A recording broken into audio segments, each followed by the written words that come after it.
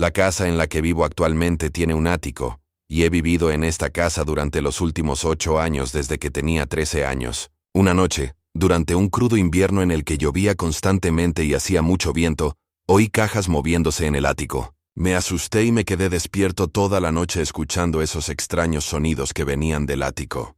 Por la mañana, les pregunté a mis padres si habían sido ellos. Ambos lo negaron y no tenían ninguna razón para subir allí. Solo suben por Navidad, porque allí guardamos el árbol, las decoraciones navideñas y cosas que no usamos pero no queremos tirar. Les dije que oí ruidos, y ambos me ignoraron y afirmaron que solo estaba oyendo cosas. La noche siguiente volví a oír los sonidos, y la noche siguiente y la noche después durante toda la semana. Les conté a mis amigos en la escuela y me dijeron que alguien debía estar en mi ático. Les dije que era imposible. La única forma de entrar en mi ático es cogiendo la escalera del cobertizo del jardín, entrando en la casa y al lado de la lavandería, que está al lado de mi habitación. Hay un agujero de verdad. Lo siento, no sé cómo describirlo con un panel que lo cubre. Y así es como se entra en el ático. Después de esa semana, cuando el tiempo se despejó y no oí más ruidos que venían del ático, simplemente me olvidé de ello hasta que un día olvidé mi llave. Llamé a mi padre, que estaba en el trabajo, y le pregunté si había una llave de repuesto escondida en algún lugar que pudiera usar para entrar. Me dijo que había una manera de entrar en el ático por el tejado. Me habló de un gran panel en el tejado que se podía quitar y se podía entrar en el ático. También es bastante fácil subirse al tejado, y mi hermano menor lo ha hecho muchas veces con facilidad, para rescatar a nuestro gato o pelotas que terminaron allí. Se me heló la sangre. Alguien podría haber llegado al ático. Alguien podría haber estado en nuestro ático durante una semana, y entonces un pensamiento oscuro cruzó por mi mente. ¿Y si todavía estaba allí? Me asusté mucho y caminé por el barrio durante 3 horas. En cambio, mientras esperaba a que mi padre volviera a casa, cuando lo hizo, le conté de nuevo lo de esa semana. Oí ruidos en el desván y cómo pudimos haber entrado, pero de nuevo me ignoró. Los siguientes años estuvieron llenos de algún que otro momento de terror. Tengo 2 puertas de cristal en mi habitación que dan al patio trasero, y tenemos luces con sensores de movimiento en el jardín. Una noche, mientras dormía, mi perro dormido a mi lado, y yo de espaldas a las puertas de cristal, mi habitación se llenó de repente inundada de luz. Alguien o algo estaba en el jardín. No le di mucha importancia. Quizás era solo un gato callejero, pensé. Entonces fue cuando mi perro empezó a gruñir. Es un perro muy dulce y tímido. Nuestro gatito nos acosa y me quedé paralizado. Nunca le había oído gruñir antes. Y fue entonces cuando oí un golpeteo en la puerta de cristal. Quise llorar. Estaba aterrorizado de que si quienquiera que estuviera golpeando el cristal quería entrar, el cristal no lo iba a detener. El golpeteo continuó unos minutos más. Me quedé inmóvil, fingiendo estar dormido. Entonces oí que probaban el pomo de la puerta, y luego mi perro empezó a ladrar muy profundo y amenazador, como si quienquiera que estuviera allí huyera. No dormí el resto de la noche, asustado de que fuera a volver. Por la mañana mi padre me regañó porque los ladridos del perro lo despertaron. Lloré y le conté lo que había pasado una vez más. Me ignoró. Otra vez, cuando cambiamos las cerraduras porque mi hermano había perdido su cartera con sus llaves y su dirección estaba en su cartera. Más tarde se encontró en casa de nuestra madre. Mi padre me dio mi nueva llave de la puerta principal, la puso en mi cama, y se fue de compras con mi padre y mi hermano. Cuando volví, no estaba. Busqué por todas partes. Nunca apareció. Terminé cogiendo la llave de repuesto que mi padre había escondido en el jardín, y fingiendo que era mi hombre. Más tarde pondría otra llave en el jardín, que estaba escondida debajo de la cama de mi perro. Esto es importante para más adelante. Han pasado otras cosas, pero creo que he dado suficiente trasfondo. Esto fue hace unos 2 meses. Mi padre viaja por trabajo a veces. Cuando lo hace, mi hermano dice que él y su madre cuidan la casa y los animales. Mi padre llevaba unos 5 días fuera cuando esto sucedió. Había dejado el ordenador principal encendido y estaba en mi página de inicio de Google. Me fui a la cama y me desperté 2 horas después. Me dolía mucho el estómago.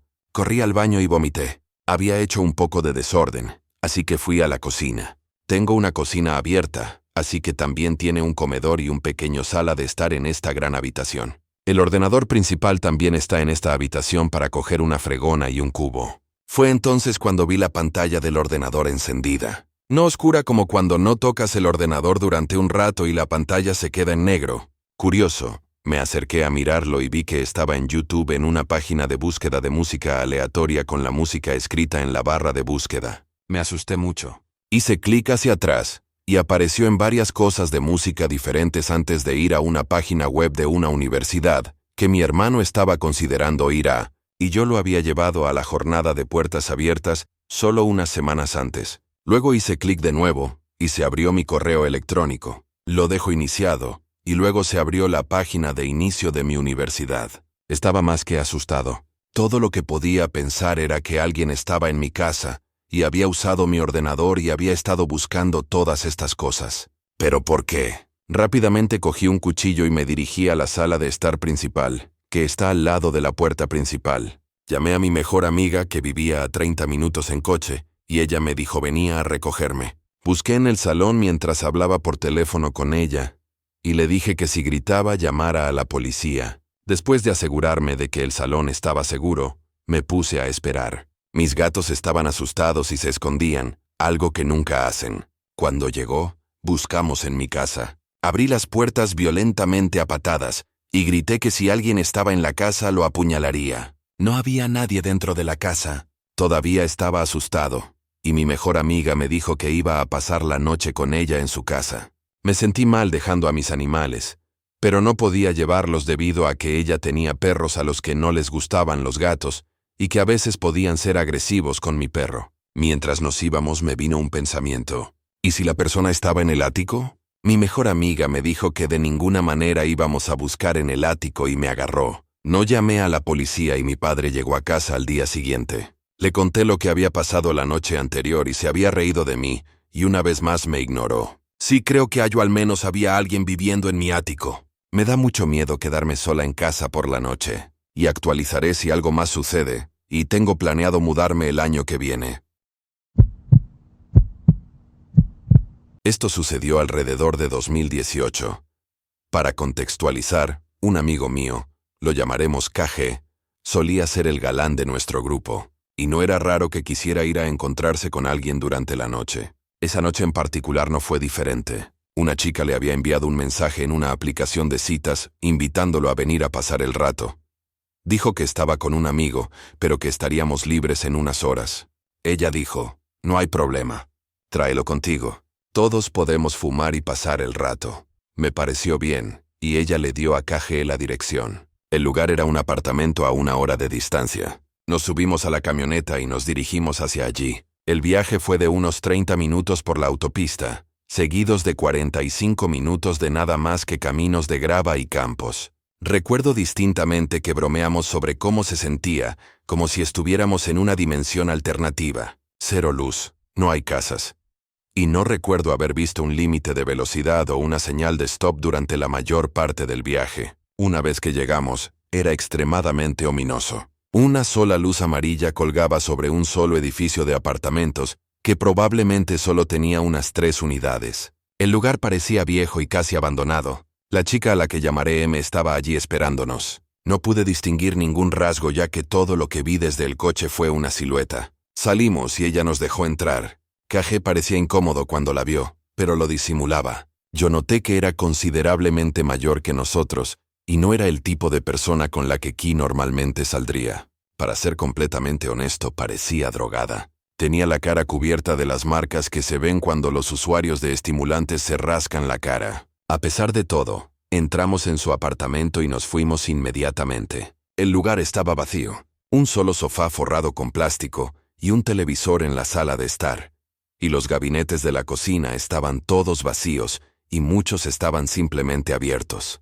Por alguna razón, también recuerdo que Bob's Burgers se estaba reproduciendo a un volumen increíblemente alto en el televisor. Tenía un par de cigarros ya enrollados y me puse a desmenuzar nuestra parte para enrollar. Nos ofreció beber un poco de vino, y dijo que era todo lo que tenía. Sirvió 3 vasos y yo me bebí la mitad antes de casi vomitar por un sabor químico. No dije nada. Realmente no me gusta el vino y solo lo acepté porque tenía sed, y ella dijo que el agua del grifo no era segura para beber. Pensé que era muy barato y no quería ser grosero. KG bebió el suyo y nos pusimos a fumar y hablando. Una vez que ella fue al baño, KG me susurró que lo habían engañado, y me mostró el perfil con fotos de chicas obviamente diferentes. Le pregunté si deberíamos irnos, y él dijo que ella probablemente solo era insegura y que aún quería quedarse y ver qué pasaba. Ella regresó e insistió en otro porro, específicamente el que ella había enrollado. Seguimos hablando y noté que ella parecía estar poniéndose nerviosa y más brusca en sus respuestas. Seguía siendo muy coqueta con ambos y también diciendo que estaríamos mucho más cómodos si fuéramos a su habitación.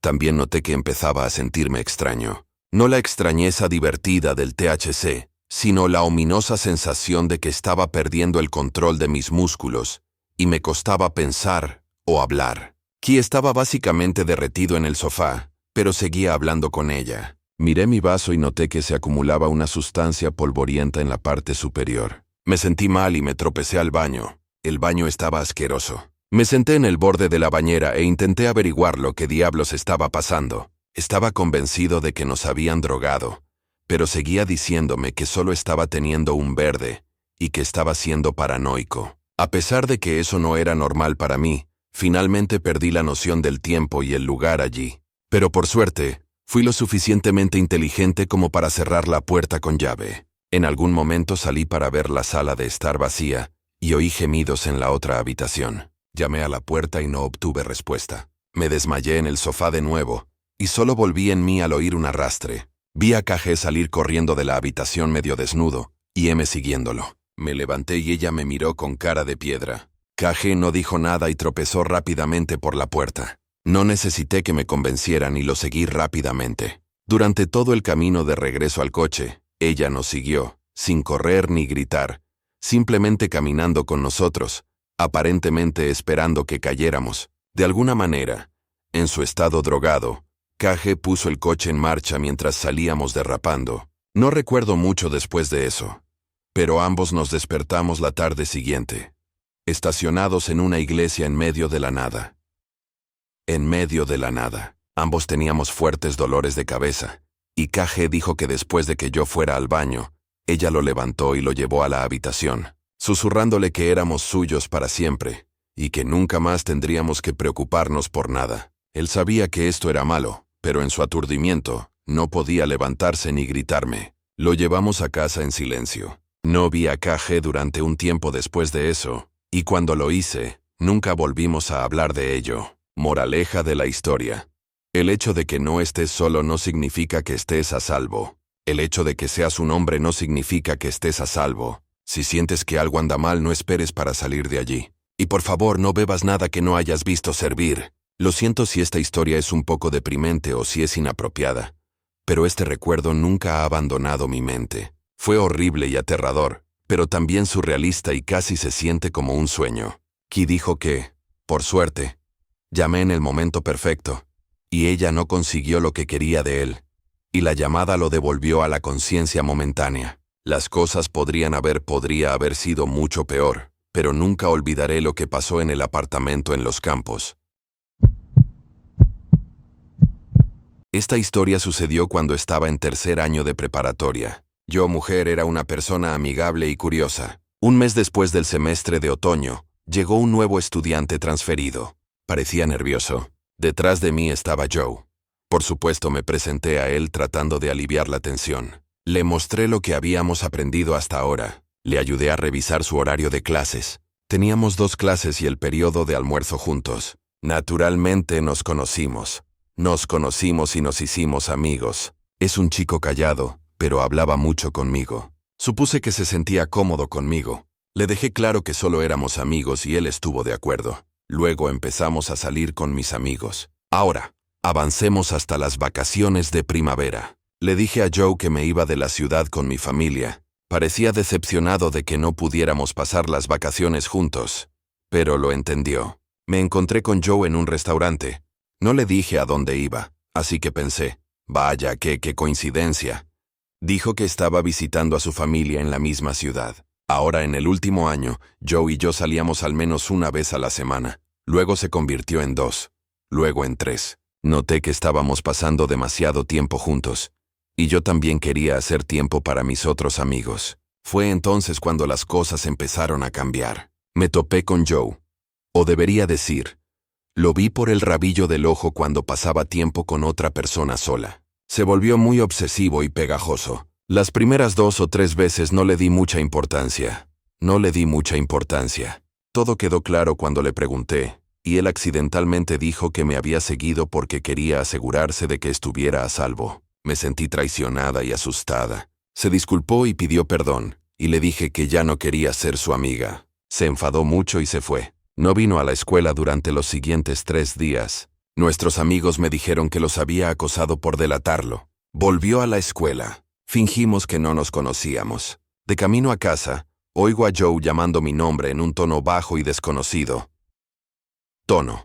Pero no se le veía por ninguna parte. No sabía por qué, pero mi instinto me dijo que corriera tan rápido como pudiera. Seguí corriendo hasta que llegué a casa. Me aseguré de que todas las puertas y ventanas estuvieran cerradas con llave. Estoy convencida de que estaba siendo paranoica en este punto, y la pantalla de mi teléfono se ilumina. Joe me llamó repetidamente. Luego oigo a Joe llamando mi nombre de nuevo. Está delante de mi casa ahora, golpeando la puerta. Llamé a mi padre y le conté lo que había pasado. Le supliqué a Joe que dejara de golpear la puerta. Todo quedó completamente en silencio. Después de 5 minutos que parecieron una eternidad, la última palabra que le oí: siempre serás mi mejor amigo. Este problema se llevó a la escuela, y Joe nunca más apareció. Ahora, han pasado 4 años. Hace solo unos días, recibí solicitudes de amistad en 2 de mis redes sociales. Era Joe. Lo bloqueé y cambié todos mis nombres de redes sociales a otra cosa. Ahora no vivo en la misma ciudad, ni en el mismo país. Ahora estoy al otro lado del mundo, pero no puedo evitar sentirme como una niña asustada de 18 años otra vez. Ya no soy la persona amable que solía ser. Me he vuelto muy cautelosa con otras personas. Desde que tenía 14 años, le tengo miedo a los rayos. Todo comenzó cuando estaba en un campo de fútbol durante una tormenta eléctrica y un rayo golpeóla. Vaya a poco más de 30 metros de mí. El sonido era absolutamente ensordecedor y todavía puedo recordar la horrible sensación del sonido vibrando por todo mi cuerpo. Pero este no sería mi único incidente que involucraría un rayo, al que me acerqué. La próxima vez no solo me asustaría, sino que también sería mi salvación. Cuando cumplí 20 años, me mudé de la casa de mis padres que viven en la capital de mi país a una pequeña comunidad en el sur. Fans. No tengo intención de volver. Claro, una chica que creció en la ciudad está acostumbrada a tener la infinita variedad de restaurantes, bares y tiendas que nunca cierran, y una ciudad que nunca duerme, pero a mí me gusta aquí. A pesar de la baja población de la comunidad, y de tener algo así como un sello de ciudad tranquila, es encantador con sus coloridas casas de madera, el campus junto al mar y el olor a mantequilla de la antigua fábrica de mantequilla como un recordatorio eterno de dónde te encuentras. Prácticamente puedo salir cuando quiera, donde quiera, y encontrarme con un total de 10 personas, los gatos del vecindario, y si tengo suerte, un erizo lindo pero perdido. Hay una razón más por la que aprecio vivir en un pueblo pequeño. Es lo increíblemente segura que me siento aquí. En esta ciudad, apenas puedes estar fuera sola como mujer después de las 10 de la noche sin sentir tal incomodidad, que te sientes obligado a mirar detrás de ti 1 o 2 veces cada minuto. Sin embargo, toda esa incomodidad no solo ocurre después de esa hora o durante las horas más oscuras del día. Puede ocurrir en cualquier momento, pero eso es algo que aprendes. Algo que tuve que aprender. Tenía 17 años y eran las vacaciones de verano. Pasé la mayor parte en casa de mi entonces novio, y él vivía con su familia a unos 20 minutos de la ciudad. Yo vivía con mis padres en ese momento en el centro de la ciudad, justo a lo largo la línea verde del metro. Así que, si quería volver a casa tenía que coger el tren de cercanías hasta la estación central, cruzarla, cambiar a la línea verde del metro y viajar unos minutos hasta llegar a mi estación. Estaba entonces en uno de mis períodos rebeldes, y me había teñido el pelo de rubio un mes antes. Al principio me encantaba, pero después de un tiempo, mis raíces empezaron a asomarse y me di cuenta de mi error. Mi madre, un ángel, se había cansado de mis quejas y me reservó cita en una peluquería para que pudiera volver a mi color de pelo natural, castaño oscuro. Llegó el día de mi cita en la peluquería, y yo estaba, como de costumbre, en casa de mi novio, pero necesitaba algo del apartamento de mis padres primero, Así que me puse los auriculares y me subí al tren de cercanías. Cambié como de costumbre a la línea verde, y me senté cerca de una de las puertas que sabía que se alinearían perfectamente con donde me bajaría. Me gusta observar a la gente cuando viajo, no para mirar a la gente ni nada de eso, sino solo para mirar a la gente y pensar a dónde van, qué trabajan, o tal vez inventar una historia sobre ellos. Es una especie de juego que a menudo me encuentro jugando en el metro o en el tren de cercanías. Jugué al juego ese día. Miré a la gente y cuando faltaba una estación para mi parada, mis ojos se fijaron en un hombre que estaba sentado a unos pocos pies delante de mí. Era alto, quizás de unos 30 años. Su pelo era oscuro y desaliñado, y vestía ropa oscura y botas grandes. Estaba sentado con los codos apoyados en las rodillas, agachándose ligeramente hacia el suelo del metro. Hoy.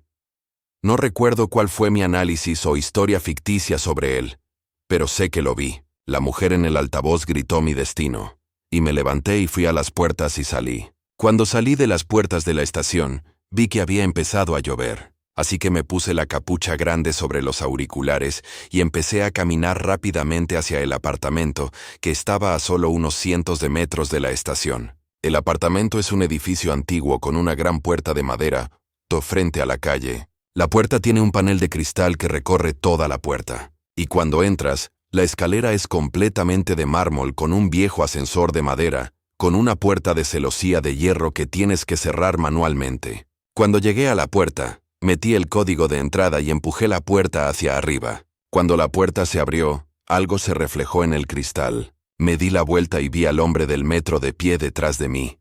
Al principio me sorprendió un poco que estuviera tan cerca de mí, pero supuse que era uno de mis vecinos o un amigo de un vecino. También supuse que se puso tan cerca de mí, porque llovía y no quería mojarse. Así que saludé y empujé la puerta un poco más con la cadera, mientras me quitaba los auriculares. Él no respondió. Fui al ascensor y pulsé el botón, pero oí que no arrancaba. Así que supuse que los vecinos habían abierto la puerta de la celosía para aparcar el ascensor en su piso mientras cerraban su puerta. Me di la vuelta y vi al hombre de pie detrás de mí temblando. No era un tipo de temblor típico de la fiebre o el frío, sino más bien como un tic. Estaba allí sacudiendo la cabeza y con la espalda curvada como en el metro. Pero esta vez, sus ojos no estaban en el suelo. Estaban en mí.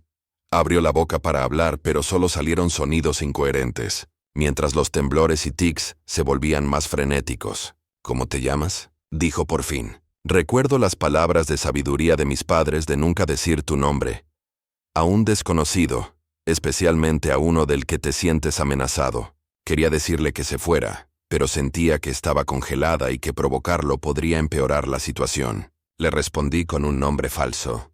Luego preguntó, ¿vives aquí? Mentí y respondí que no, que solo estoy aquí para ver a tus amigos. Recuerdo que pensé que era inteligente. Ahora no sabía mi nombre ni dónde vivía, pensé. Pero fue entonces cuando empezó a acercarse a mí. Empecé a retroceder. Debió ver el miedo en mis ojos, pero él continuó arrastrándose hacia mí. Oí el motor del ascensor empezar a hacer tic-tac y que bajaba. Me dijo que me había estado siguiendo en el tren, que me había visto allí y que simplemente tenía que seguirme. Fue entonces cuando levantó la cabeza de su posición anterior, mostrando lo alto que era realmente, y el temblor se detuvo. Volvió a hablar. Eras la cosa más hermosa que he visto, dijo. Si antes pensaba que estaba congelada, eso era un eufemismo. Ahora estaba pegada a punto contra la puerta del ascensor, y él estaba tan cerca que podía sentir su olor. Algunos pensarán que estas palabras todavía tienen que ser algo halagadoras, pero la forma en que las dijo sonó como una sentencia de muerte, como algo malo, malo para mí. Fue justo cuando oí que el ascensor se detuvo en el primer piso, y alguien bajó las escaleras hasta la puerta del patio. Esa puerta se encuentra en una pequeña plataforma entre la planta baja y las escaleras del primer piso. ¿También sabes cómo puedes reconocer y distinguir los pasos de tus padres de otros? Lo hice con esos pasos que bajaban las escaleras, y oí que eran los de mi padre. Rápidamente pensé que le gritaría, pero luego me di cuenta de que el hombre sabría que yo primero mentí, y que podría enfadarse y hacerle algo a mi viejo padre. Fue entonces cuando mi padre abrió la puerta del patio y el rayo cayó en el patio. Las ondas sonoras del rayo que se resquebrajaba se abrieron paso por la puerta abierta e hicieron gritar a toda la escalera de mármol. Yo grité, el hombre gritó. Fui a mi posición habitual con respecto a los truenos y los relámpagos, la posición fetal en el suelo. Él, en cambio, saltó hacia atrás y empezó a correr mientras yo gritaba que nos volveríamos a ver pronto. Apenas me di cuenta de lo que había pasado. Subí llorando en el ascensor y al apartamento donde se lo conté todo a mi mamá y a mi papá cuando él salió del patio. Denunciamos el incidente a la policía y fui a teñirme el pelo, lo que me hizo sentir un poco más segura ya que mi apariencia cambió drásticamente. Todavía estaba un poco asustada después del incidente, pero también confundida. Seguía pensando en lo que decía cuando salió corriendo. Nos veremos pronto. Sabía al menos que no quería volver a verlo. Sin embargo, no obtuve lo que quería. Pasó aproximadamente un mes, y prácticamente había olvidado la situación. Iba de camino a la estación central para encontrarme con mi novio, que venía en el tren de cercanías hacia mí. Estaba de pie, y lo esperé en el pasillo entre los trenes de cercanías y el metro. En ese pasillo en particular, mucha gente camina hacia los trenes o desde los trenes. Muy poca gente se queda quieta en él.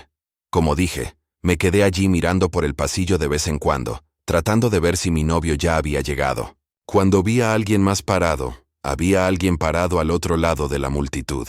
Y aunque todos los demás van en diferentes direcciones y crean una especie de efecto borroso en él, veo quién es. Me quedo paralizada como antes. Él me mira fijamente, no como en nuestro primer encuentro, sino como si estuviera tratando de decidir si soy quien él cree que soy, detrás del pelo oscuro. Luego mi novio sale de la multitud y me abraza, y tuve que apartar la mirada del hombre unos segundos para abrazarlo de vuelta. Apoyé la cabeza en su hombro, y miré por encima de él para ver si el hombre seguía allí, pero se había ido. No lo he vuelto a ver desde entonces. ¿Pero me ha visto él?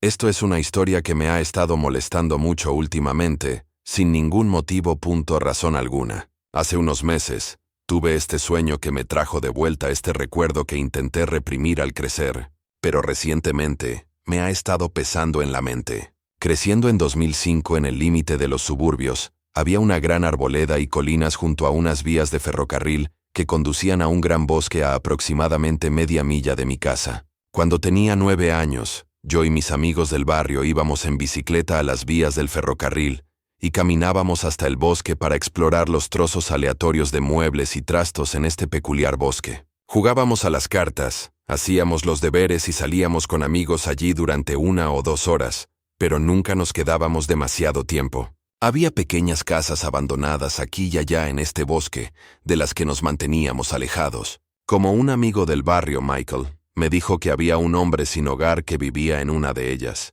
y que si lo veía, corriera. Así que, de entrada, después de escuchar esto, acercarse a esta casa en el bosque era tan aterrador como podía ser. Una fría tarde de noviembre después de la escuela, llegué a casa, dejé mi mochila y fui inmediatamente al bosque. Mi bicicleta estaba rota, así que caminé. Michael me había dicho ese día en la escuela que nos encontráramos en esta zona abierta del bosque para jugar a Pokémon con él. Esto era algo que hacíamos con frecuencia al crecer para pasar el tiempo hasta que nuestros padres llegaran a casa a las 4 de la tarde, así que no era nada inusual. Al cruzar las vías del tren y entrar en el bosque, sentí instantáneamente una sensación extraña. Esa sensación que sientes cuando alguien te está observando. Miré a mi alrededor y no vi a nadie, así que pensé que me estaba asustando, ya que el día bastante nublado era muy espeluznante. De todos modos, caminando por las hojas de otoño esparcidas por esta gran zona boscosa, llegué a la gran zona abierta donde se suponía que me iba a encontrar con Michael. Cerca de la zona donde normalmente nos encontrábamos estaba su cuaderno abierto. En la página estaba escrito: «Oye, tuve que volver a casa a buscar unas pilas para mi Game Boy. Espérame aquí, vuelvo pronto». Michael. Esperé.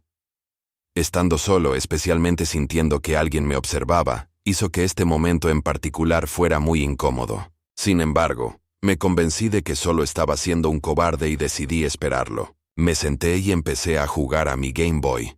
Pero no pasó mucho tiempo hasta que esa sensación de ser observado se convirtió en pura paranoia. Seguía mirando frenéticamente mi Game Boy y mirando mi reloj para ver cuánto tiempo llevaba esperando. Llevaba sentado allí 30 minutos. Empezaba a oscurecer. Entonces oí algunas hojas crujir. Miré en dirección al sonido y vi brevemente una figura oscura encapuchada, asomándose por detrás de unos árboles, y escondiéndose de nuevo detrás de ellos. Se me erizó la piel, salté inmediatamente de donde estaba sentado, y me quedé paralizado mirando. Grité, «¡Hola!», para ver si había alguien allí. Rápidamente me recordaron que no estaba solo cuando vi a este hombre alto, de aspecto sucio y encapuchado, asomarse de nuevo por detrás de los árboles. Me respondió, «Hola, amigo». Cogí el cuaderno de Michael y corrí para salvar mi vida. Corrí tan rápido que apenas tuve tiempo de mirar hacia atrás. Sin embargo, oí hojas crujiendo no muy lejos de mí. Era el hombre corriendo detrás de mí. Gritaba para que volviera y que solo quería hablar conmigo. «Lo siento». Empecé a llorar mientras corría, pensando que así era exactamente como desaparecían esos niños perdidos. Corrí, y corrí, y corrí, hasta que literalmente tropecé con las vías del tren, y me corté las rodillas. Michael acababa de llegar a las vías del tren. Me vio, sucio y ensangrentado y llorando histéricamente, y le grité que corriera. Sin dudarlo, corrimos todo el camino a casa. El hombre encapuchado no se veía por ninguna parte una vez que dejamos las vías del tren. Lo vi por última vez parado en el bosque, derrotado por no haberme podido atrapar o algo así. No lo sé. Le conté todo a Michael y nunca volvimos a ir a ese bosque. Años después, en 2016, arrasaron el bosque y construyeron un vecindario allí. Más tarde nos enteramos por amigos del vecindario que estaban en la zona que lo mismo les había pasado a ellos al crecer. Les pasó a ellos al crecer. Hasta el día de hoy, esta es probablemente una de mis historias más aterradoras de mi infancia.